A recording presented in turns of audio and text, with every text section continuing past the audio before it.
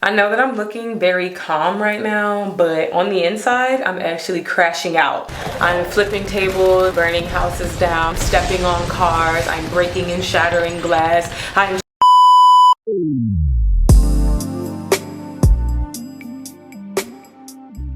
JK, my loves. I'm actually pretty cool. I just think because this is the monthly recap, having to just go over everything that happened, honestly, it's not even going to be just for this month, but just so far in Q1. Bruh, we just started in 2025. So what the is this? Why was I so stressed out in these last couple months? Like, it's not giving vibes, it's not giving fun, it's not giving chill. Starting off, I already told you guys how I decided to take the leave of absence ultimately just to give myself a reprieve. After everything that was going on in my life personally, I just needed some time to not also be obligated to school. Now that I'm in this leave of absence, that's when things got real. I shared this before that the leave of absence means that I have no ties, basically. No ties, no affiliation. I actually just found out today that my student ID deactivated. It's giving Ghost in a Shell. It's giving Not Real, Matrix. Who the hell are you? Wait a minute. Who are you? And I'm just so shook about it because I don't know, I guess I didn't expect to be this disconnected from my institution. And I think that that's because my leave of absence isn't really a traditional one. Usually when people take leave of absences, they're well planned, you know. They're like, you know what, this is a lot, I'm gonna take some time. Maybe I'll have a baby. Maybe I'll go back home. You know, people do normal stuff. Whereas for me, it was like, oh my goodness, step one, everybody is passing away. What the hell? Oh my goodness, I failed. Anxiety, crash out. Because of that, I just don't think that I had the actual, I didn't have the necessary preparations for a true leave of absence. So instead, it's just giving academic pause. It's not giving break. It's not giving peaceful, especially because, as I said, I feel so disconnected from my institution. And low-key, y'all, I feel kind of abandoned. I think my abandonment wound from childhood has opened up, you know, and I think that's why I even reconnected with my ex in the first place, because it dead feels like my institution just said, we don't know you, boop, and threw me in the trash. For example, the last time that I kind of just wanted to express some frustration with the process, bro, two of the people in my admin, and hold on, before I continue. For legal purposes, all opinions are my own and not attached nor affiliated with my institution. Thank you. I had two people in admin pretty much tell me that if I wanted to quit, hey, what's stopping me? Like, really low-key kind of encouraging me that if I would like to quit, then I should go ahead and quit. And it threw me off because I never said anything about that. And it reminded me of the first time when I initially found out that I didn't pass step one. He's not even my advisor. I don't know what his title is, but the person that was pretty much going to oversee me during my step one process, he recommended that I go ahead and talk to somebody who has also not passed. And this girl straight up told me that at first I wanted to do neurosurgery, and then I realized that, you know, the difficulties of doing that with step one, and so ultimately now I want to do family medicine. Congratulations, boo. What the that got to do with me? I brought that up actually when I very first thought that I was going to continue in orthopedic surgery. And even though I'm going for a specialty that's not crazy, stereotypically hard, the specialty that I want to do is still somewhat challenging. I just feel like the energy that they came with, the whole, oh, it's okay to quit if you want to, that energy, that vibe really turned me off. Because what? To take it that step further, to even suggest that, oh, if I need to quit entirely, go ahead and do that. I just didn't like it. In my opinion, and I also said this in another upload because I be saying a lot, y'all. I be chatting, I be talking. The preparation that these institutions have to deal with students who are not in the traditional workflow is so piss poor. You start talking to people and they act like they've never failed or been behind in anything in their life. I just think that that is so problematic to promote this false, very false imagery that everybody in medicine is just flawless and perfect and a genius with a high IQ and we're just these mythical, magical, godlike beings. No. The amount of times that I have seen physicians mess up, literally nick arteries that they were not supposed to in the OR. Medical malpractice is a real thing. I have never personally No, I actually did semi-witness a bit of medical malpractice to where I had to freaking report this person. So it just baffles me how when you have normal life going on, all of a sudden everybody acts clueless. Everybody acts like they have no idea how to assist you and how to help you with just the normal adulting things of life. And I think that that is why it is so devastating that we are losing more and more and more our educational curriculum around things like social health. Social health impacts everybody. It is plainly obvious when you go to a physician or you go to any professional who only deals with their area of expertise. You can tell that they have a very limited and narrow understanding of just things that intersect with their field. So for example, I know for a fact that I will have patients who also maybe have unstable housing. I may have patients who are young, but then they're in charge and have heavy responsibilities in the home, and then that impacts them and influences them and their ability to take care of themselves because they feel guilty, right? That's an element of psychology, as that's social health. That's all of these different elements that I purposely and intentionally try to think about and be made aware of, whether that's through volunteering, that's through leadership, that's through reading books and listening to podcasts, right? Yes, of course, I want to make sure that I'm academically sound, but I also just want to make sure that I'm a well-rounded human. And sometimes I feel like this leave of absence has made me realize that for whatever reason, people develop a very robotic appreciation and understanding of life. In their head, anything that goes outside of the usual workflow is kind of a non-factor. Very cut and cold. Well, it is what it is. You know, I got stuff to do on Monday. Huh? And I get that everybody copes and grieves differently and that some people do find it better and more helpful to be distracted. This is really the aura and the vibe that everybody in medicine seems to have. It's I will put myself last. I will put my family last. I will put my life and enjoyment last. Because medicine. And I am just not that type of person. Sometimes I think I forget that because I've been so spoiled. I've been so spoiled with my community on YouTube. I've been so spoiled in being free to just express myself that I have to remember that I can't always express everything to everybody because most people in my field do not think the way that I think. Most of the people that I'm gonna run into, they're going to be somewhat reduced in their overall individual expression because the system of medicine encourages monotony. It encourages just singularity, standardization, and I get it. Some of those things were for protective reasons, right? Standardize this to make it more efficient, to make it more safe. Cool. That has nothing to do with standardizing personalities. It's giving Clone Wars. My lord, Stormtrooper. My lord, Stormtrooper. My lord, Stormtrooper. I don't know, man. It throws me off every time I realize that people really don't think the way that I think. For example, I was talking to a program director recently. When I say I talk exactly how I do on camera in real life, I do not code switch. I don't believe in that because what does my vernacular, my tone of voice have to do with my ability to understand, comprehend, and just overall be intelligent? I think that's very ignorant. That's rooted in ignorance. There are just some things that I'm just not gonna do. Like, no, like I said, no code switching. I'm gonna dress how I dress. My hair is gonna be how I want it to be. Being this way, and to have this program director pause and go, I love that you can be yourself. I can tell that this is just really how you are. And I lost that at some point in my career. I no longer feel as connected to that as I once did because I had to learn how to play the game.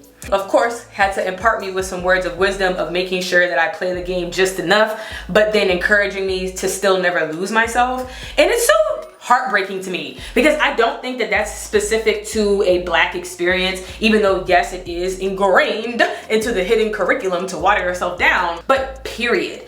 People in medicine in general are like light versions of themselves, diet versions of themselves, miniature caricatures of themselves, and they just put on this mask when they come into the facilities. They just cover their true selves up, cover their third eye up, whatever you want to call it. And sometimes they forget how to take it off. That's what I mean by the things that people are willing to sacrifice and put onto the back burner. I just never want to get to that point. I don't want it to get to a point where my career takes over my entire personality and now I'm telling doctor jokes.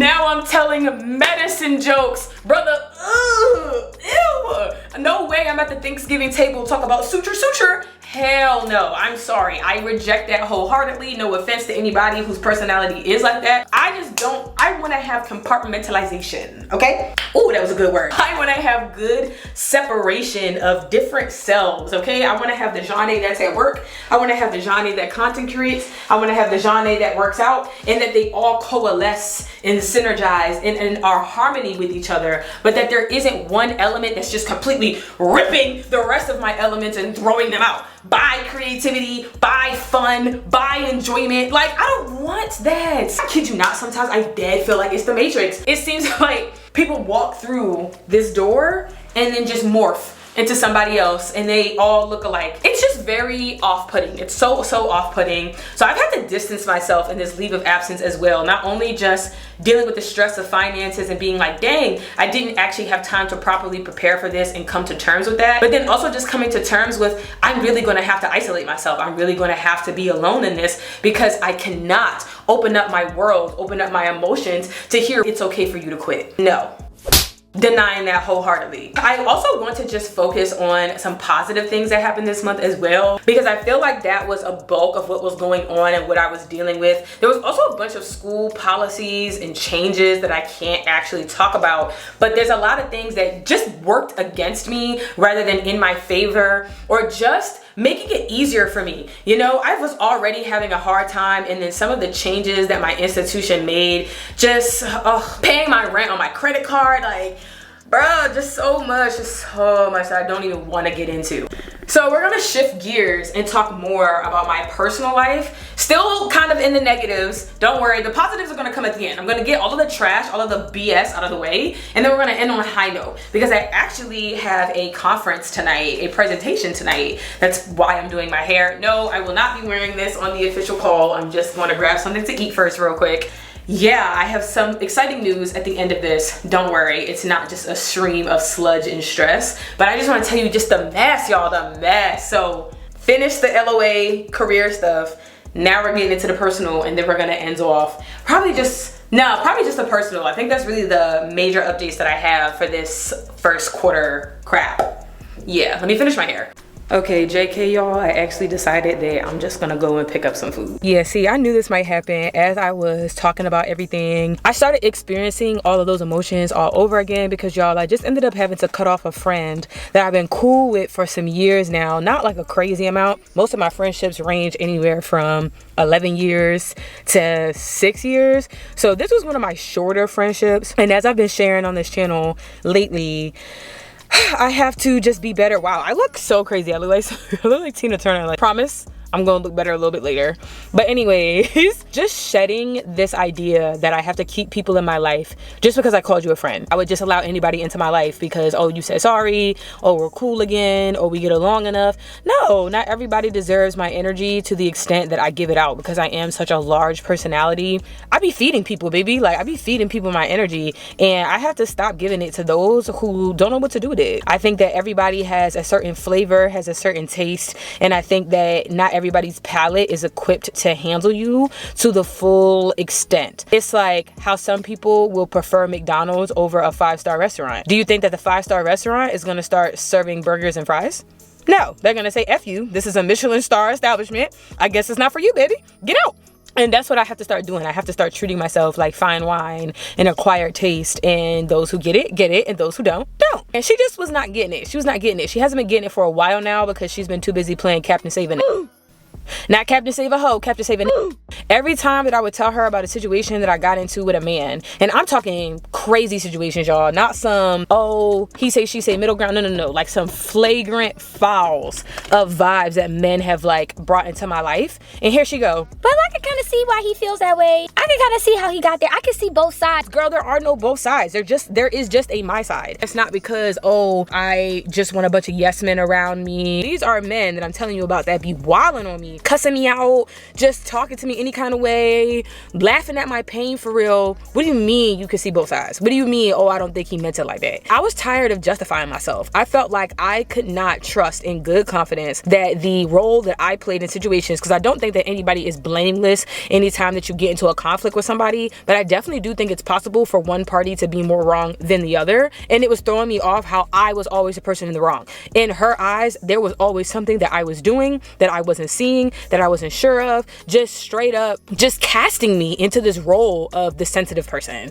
Oh, you just took it the wrong way. You know how you get. Because I am very expressive and I'm very emotional, and this is something that I'm learning that I must control and have better handle on, because people will really use it against you. Oh, you crying? Bet. Now you're an emotional blob. Now you're not capable of conscious and coherent thought. People will weaponize your emotions, your feelings against you, even though in my opinion that is the best thing to have, is to be in touch with your emotions. This whole culture of detach, it don't matter, nonchalant, y'all gonna be doing that until y'all old and y'all surrounded by nobody. Y'all gonna be old and surrounded by nobody who truly cares about you, because the only thing that you've been able to establish is surface level friendships. You have friendships that depend on you trying to be friends with everybody. You're always trying to play devil's advocate. I'm not doing that. I'm not about to play this role of, oh, I see where everybody's coming from, I see how everybody did it. No, sometimes y'all just be wrong. Sometimes y'all just don't have the same morals. Sometimes you just lack principles, and that's okay to call people out on that, because these are people that you don't need to keep into your corner. And so I just felt like she would be the type of person to befriend my enemy. She would be the type of person to befriend somebody who just deeply betrays me and then not really see it as an issue because she would disagree that it was a betrayal. I didn't have time for that. I didn't have time to have no ops in my camp. I let her know respectfully, hey, we've talked about this. I've brought this up to you 3 times now, and I'm coming up just off the top of my head with 5 more examples of when you have done this and I didn't say anything, and that's just too many damn times. I didn't give her my new number, and that was the end of that. And I am in the same boat with my ex, just trying my best to disconnect from him, because I've realized that I've been so entangled in him, y'all. So entangled in him because I am lacking security in this stage of my life. I am free falling essentially and having to trust God, and it's such an uncomfortable and scary place to be that I think I'm just grabbing on like baby to teats. I'm holding on to any semblance of nutrients, and in this case the nutrients is support. I don't think it helps either that me and my family members aren't on the best of terms. That's something else in the personal life that has just been going downwards, man. Me and my family have continued to be on and off for a couple years now, especially after I got into medical school, just because I don't think that they understand the degree of sacrifice that I'm really putting in to do this career. They don't really understand how hard it actually is. And on top of that, both of my parents have admitted that they didn't really want to be parents. Not to trauma dump on y'all, but both of my parents have very stereotypical ghetto black lives. They are the Wire personified. That's their family members. I told y'all that is my fun fact that I always use in the classroom. And so I can't fully blame them that in their mind, they simply want to enjoy the fruits of their labor. They want to enjoy their money. They want to enjoy their freedom. And they don't really like the idea of being obligated to another life form, in this case, their children. Sometimes I feel like when I ask my parents for things, it's this huge burden and inconvenience to them. And no, I'm not making that up. It's not my anxiety or my ADHD. I have literally been told by each one of them at some point that I have stressed them out by asking them for help. And that has significantly affected my ability to be comfortable and trust other people. I mentioned this in the last upload. I'm so serious. And so the fact that I'm still dealing with all of this at the age of 27, dealing with my inability to trust, to feel like I can ask people for support, and then continue to have examples of people that I've asked for support to get smacked in the face and essentially betrayed, friendship-wise, romantic-wise, parental-wise. Y'all, it's been doing a number on my mental health. It's been doing a number on my psyche. And I'm finally feeling like I'm crawling my way out of it, which is why I don't be having time to play with my administration. I don't have time to play with anybody. Anybody who is coming into my life and telling me nonsense and is not trying to help me in this season, please get away from me. I am already so deeply planted. I am buried that I don't have time for y'all to throw additional dirt. So that's where that personal life update is in terms of the mess. Because again, we have some positives. We have some positives at the end, I promise. We're almost there. Okay, but real quick, little victories. I just went to pick up a couple things from the grocery store just because, y'all, my meal prep was nasty. It was so nasty for breakfast. Overnight oats, F all y'all who said that that's good, because no, it's not. No, it's not. That's how mad I am. I had to physically flick you off because it was disgusting. It tasted like gruel, and you should stop lying to people and saying that it's good. Anyways, so I went and I got some more breakfast food, and then I wanted some grapes. I wanted some cotton candy grapes to put into the freezer and pop them because they're so good. And it wouldn't scan, so the lady was like, hey, that's giving free 99 to me and let me go. Period. Period. Little victories like this matter when you're an adult. I would also say more planning. I think that looking back at the event, I would say that the most important thing may be just retention of the students and that they are continuing to show and keep interest. My event was a bit more intimate in that we worked specifically with one athletic team. Now, why would y'all not tell me that my hair was looking a mess like that? Why would y'all not say nothing? It's all right, because I had to go and I cut her some. She's a little bit too floofy for my enjoyment. I don't know, I think it's giving Diana Ross. I think she needs a good blow dry, so I'm gonna blow dry her with a round brush. Get that real blowout effect, real Dominican mommy style, you know? But anyways, that is just one part of some of my enjoyments this month because as I said, we weren't gonna stay too long in the lows. We gotta get to the highs, cloud 9, you get me? Being able to work in a leadership position for a national organization is something that I could only dream about as a young youth interested in medicine. I am officially a student member at large of the Medical Student Interest Group for the AMSSM, or the American Medical Society of Sports Medicine. So that essentially means that my face gets plastered around everywhere and I attend different meetings or conferences, webinars, sessions, etc. Surgery based on that is a possible ulnar styloid fracture. The results showed normal bony structures without acute fracture or malalignment. To interact with members of the sports medicine committee as a whole nationally. So that might include people at the Hospital for Special Surgery, the Mayo Clinic, the Stedman Clinic, really anything that I can think of. There's probably a member of the Sports Medicine Society there. So having my name and face affiliated with this organization on the student level really just opens up so many doors for me. So what I just did tonight was introduce the event that I did through a grant through the AMSSM. I hosted a community event with local children, local students, particularly student athletes. For me, as a former student athlete, my mentor knows how much that means to me to be able to give back to the athletic community in the way of here are resources, connections, and contacts that I wish I had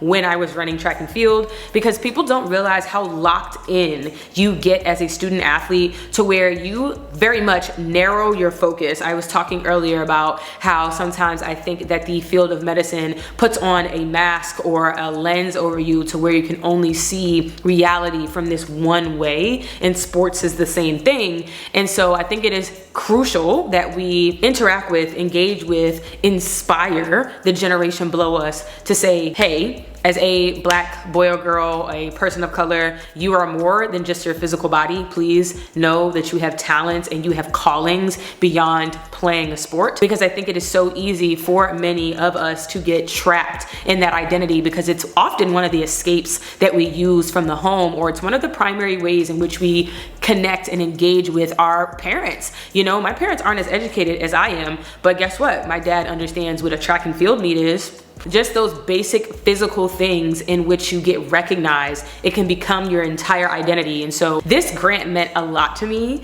I was so excited that I won. I was so excited that I was able to execute this with my mentor. Honestly, she came up with the majority of the idea. I just more so helped with the day of events, and it was great. This is one of those things that keeps me going in medicine. I love what I do. I never want anybody to come onto my channel and think that I do not want to be a physician. No matter how much I complain, moan, groan, whine, all of that, I love what I do, genuinely, truthfully. It's just that the things that you have to do in order to have, like, matter of fact, not even let me say in order to have access, because that grant that I won, only 4 students can win it every single year. And I believe that it's relatively new. So 1 student applied twice. So that means I'm one of like 8 at the maximum on a national level. Again, well integrated into a national organization. Y'all, I do a lot. I maximize on my time and my title as a medical student. So I am more than just some books in a test. There are so many people that I know personally that don't do half of what I do. That's why I try my best to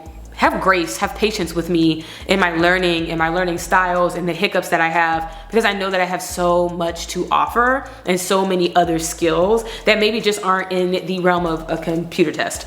Anyways, yes, absolutely love that. Some other clips that I'm going to include along these same lines of mentorship and leadership. I am also a member of the Student National Medical Association, the regional committee, so the regional level, as the Pipeline Regional Liaison, in which I handle pretty much everything related to mentorship and leadership outside of pre-meds, undergraduate pre-meds. So this would be K through 12. I did help to come up with one event that's called Failing Forward, which was to promote the normalization, because y'all know I got a video on this. I have a video for everything, but the normalization of failures, and that you don't have to be some perfect robot to be successful, and that there are plenty of cases and stories of people who have had hiccups along their career and are courageous enough to tell you, hey, this is what happened to me and now here is where I stand. And so these are the clips that I'm about to insert now. Okay, why does this moderator keep putting in her 2 cents? I also took the MCAT twice, 498 the first time, 506 the second time. I applied to medical school, 6 schools, all out of state, got into 5 out of 6. And that is because I applied with audacity. Like a science letter of record or something. But for what she's saying, my event is on February 16th. Okay, y'all, that event had me so freaking emotional. I don't know, I think I have subconsciously been harboring a lot of shame that I haven't actually acknowledged and recognized. When I envisioned my career, I certainly did not picture myself taking a leave of absence, having failed step 1, especially not with the record that I had in undergrad. Even though I do self-proclaim being a type B med student, being a more laissez-faire type med student, I am not the student that's gonna study 12 hours a day. I never have been that person. To just be in this position right now still felt like a kick in the chest, even though I am trying to embrace it with as much grace as possible. And yes, I do firmly believe that this is something that I needed to go through in order to just have character development, okay? It's giving training arc. It's giving anime training arc, and I'm gonna come out on the other side of it with superpowers. But to come to this event where we're talking about failing forward, hearing so many students share their stories, these are other med students, these are pre-med students with their fears and their concerns, and just being able to talk from experience and saying, you know what? You can get through it. You can get through it. You're going to get through it, and you're gonna come out better for it, and really mean that, just made me reflect on the whole impetus of my channel. I really started my channel to show that you don't have to be cookie cutter perfect, that you don't have to be some prime example paradigm of what it means to be a med student, that you can be you in all of the good, the bad, the ugly, and still be great. That you can be you and still be the doctor that you've always dreamed of, even if the process isn't what you dreamed. To just kind of come back into that really just hit. It hit, it got to me. I texted my friend, I was like, girl, I am crying. My friend Ariel, which y'all probably do know her because she's super popular. I've been telling her Mrs. Famous. But I texted her and just said, I'm crying. I am crying, I am emotional, because that event just meant so much to me. I was actually the person who came up with the idea of something like Failing Forward, because we just don't have enough spaces in room in medicine to talk about the nitty gritty and the ugly and the behind the scenes. Everybody wants to show you their highlight reel. Everybody wants to show you their positives. Everybody wants to show you their successes, but nobody wants to show you the broken plates. Nobody wants to show you the amount of cuts and bruises and bangs that they got in the process of dragging and digging themselves out of circumstances. Granted, not everybody is dragging themselves out of circumstances, but a lot of people are. And to just have a space where we can talk about that authentically, it just means so much to me. All of that to say, thank y'all so much for being a part of my family. Thank y'all, oh, see, like I'm about to cry again. Thank y'all so much for being a part of my YouTube family. I call y'all my loves for a reason, just knowing that I have people who support my journey and who resonate with my journey and who feel safe and at home and telling me certain things about their journeys. I mean, I cannot count the amount of emails that I've gotten, the amount of DMs that I've gotten of just people saying that they really appreciate my transparency. Bruh. Because it's not always easy to come out and say like, yeah, this didn't turn out how I wanted. And I'm really hurting right now, but I know that somebody is gonna be able to relate to this, and that all of us are gonna be able to say, I can't believe that I was suffering so much because look at where I am now, and just be grateful. So that's it, that's all. I'm gonna just like end this little segment because I do not like crying on camera. And yeah, I don't know, I feel like you can just tell when I'm so passionate about stuff in my career, because it brings me a lot of joy. I get very emotional, whether I'm crying or I'm laughing or I'm smiling a lot. I am so much more alive when I get to do the things that I'm passionate about, okay? And it's just not them books. I'm already knowing somebody's gonna say, okay, but a majority of medicine is the books. And the structure of medicine is faulty, considering that it was established primarily by people using and abusing substances in order to work long hours. I don't know, I feel like I said this before in another upload too, about how residency got its name, but just in case, I'll include the clip, the TED Talk, where this was a thing. 1897, Dr. Halstead introduced the concept of a formal residency training program. Resident doctors got their name because they lived in the hospital. They were Halstead. He had this reputation for being able to stay awake for seemingly days on end without fatigue. It was uncovered that a cocaine addiction fueled his ability to work impossibly long shifts. But by the time this became public knowledge, his teachings had spread throughout the country. The other ups and enjoyments that I've had outside of my career, just personal victories as well, individual victories, getting back into my Spanish and being able to see that I did not lose as much of it as I thought that I did. Amen, hallelujah, even though Duolingo. I'll have to insert a screenshot of what he's looking like right now because Duo will be mad at me. But getting back into my Spanish, getting back into my podcast, not even the podcast for how to self-improve, but just enjoyment podcasts. People just talking and yapping about stuff that I find interesting. Getting back into manga reading, y'all, and watching K-dramas. I love me some K-dramas. You're the Best, Lee Sun-shin. Chef's kiss. It's okay not to be okay. Oh my goodness, I could go on and on and on. I love K-dramas. In these final weeks of just wrapping up my LOA, I've also been slowly trying to reintroduce things that are just for me, that I just love to do, that I don't feel guilty about doing. I mean, even today, I made today more of a self-care day, and I'm so happy that I did, because now I kind of just get to sit in nice quiet reflection after doing that presentation and just feeling good about myself, feeling proud of me. It has been a rough couple of months. I'm not sure if anybody else can relate, but boy, I did not think that 2025 was gonna come out swinging like this. I wouldn't have known that. I thought we were gonna be easing into it. I thought that God took me off of his strongest soldiers list, but apparently I had some more to come. And you know what, that's okay, because I'm finally feeling more and more and more like myself. I think with each upload, you guys have gotten little crumbs of my personality here and there. Well, not crumbs, but like a trail leading to an eventual pile of just me. Not a pile of dung, a pile of Z. And I'm excited about it. I'm so excited to just reclaim my time. Reclaiming my time. We were doing our reclaiming my time. Because it's been robbed from me, and I've robbed it. I've robbed it from myself by just being so preoccupied with this and that and this and this and ho and who and relationship, and school and It's been me allowing these things to have so much power over me. Oh my gosh, that was in one of the podcasts I listened to. Being conscious of not allowing circumstances, other people, things out of your control to consume your day. Oh, I don't know how these people, just even before I got onto my presentation, I was kind of irritated by one of the emails that I got from my admin once again, because I made the mistake of turning off my automatic replies. I should have kept them on. Something told me to keep them on until I am done officially out of my leave of absence, because what else do we have to talk about? And they just continue to miss the mark with me, continue to try to make it seem as if I'm just not trying hard enough, and I'm just not gonna tolerate it. Really, again, centering myself and saying, let them. Whatever they're saying, whatever they're doing, doesn't matter. It doesn't affect me. I don't have to read that. I don't have to engage with that. I don't have to worry about that. I just don't. And I'm not going to. That's the positive note here, is that I am fortifying the brain cells. I'm fortifying my mental capacity, my mental and emotional state. I am just gonna continue to be me, man. I'm gonna continue to be myself. Hopefully you guys are rocking with that.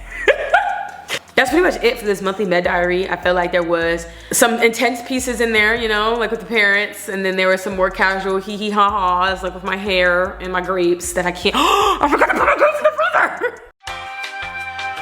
Yeah, I would have been pissed had I left those out. So I had to go take care of that because I wanted my frozen grapes. I honestly wanted some tonight, but I digress. Anyways, I think that is a sign that I just need to wrap up this video, because I really don't have anything else to kind of share or inform and update you guys about. I am going to take a break next week, so no upload next week. I'm also not gonna go live next week, the week of March 11th. I just wanna give myself some downtime as again, I am officially exiting this leave of absence. And I'm going to be getting the ball rolling on re-enrollment and just going back to a normal student.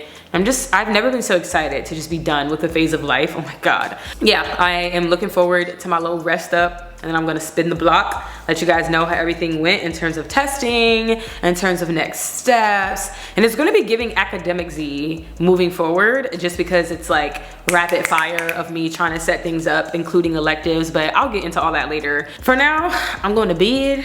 Thank you guys for tuning in to my monthly med diary. If this is your first time on my page, if this is your first time on my channel, a video, whatever, hi. Do leave a comment down below, because I love to just connect with people, and I love to hear who is watching, who's been watching, who just first seen my video. I love when y'all say that. It boosts my head up. It do. It makes me feel special. Yeah, I'm going to bed. What did I say, y'all? I start yapping whenever I'm tired or whenever I'm hungry. So it's time to go to bed. See you guys later.